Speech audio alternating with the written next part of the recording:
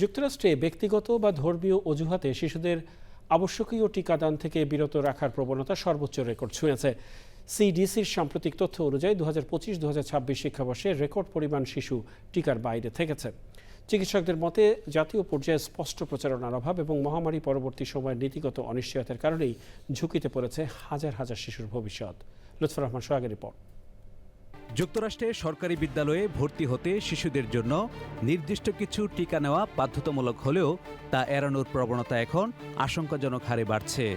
সিডিসির তথ্য বলছে 2025-26 শিক্ষাবর্ষে 1.5 লাখ কিন্ডারগার্টেন শিক্ষার্থী অন্তত একটি টিকা গ্রহণের বাইরে থেকেছে, যা আগের তুলনায় 3.6% বেশি।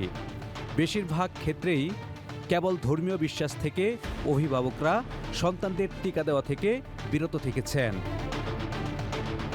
সম্প্রতি প্রেসিডেন্ট ডোনাল্ড ট্রাম্প শিশুদের জন্য সুপারিশকৃত টিকার তালিকা কাটছাঁটের নির্বাহী আদেশে স্বাক্ষর করার পর এই সংকট আরও বেড়েছে, যা নিয়ে চিকিৎসক ও জনস্বাস্থ্য বিশেষজ্ঞরা তীব্র সমালোচনা করছেন।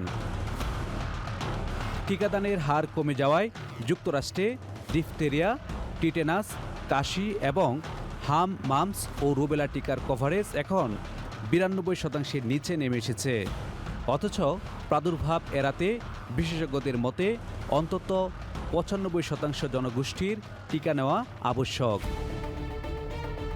টিকাদানের অনীহার মধ্যে যুক্তরাষ্ট্রে আশঙ্কাজনকভাবে ছড়িয়ে পড়েছে হামের প্রাদুর্ভাব।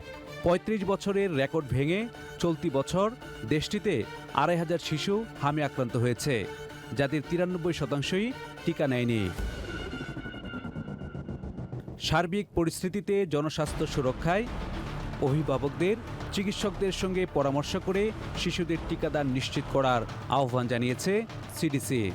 লুৎফর রহমান সোহাগ, চ্যানেল আই।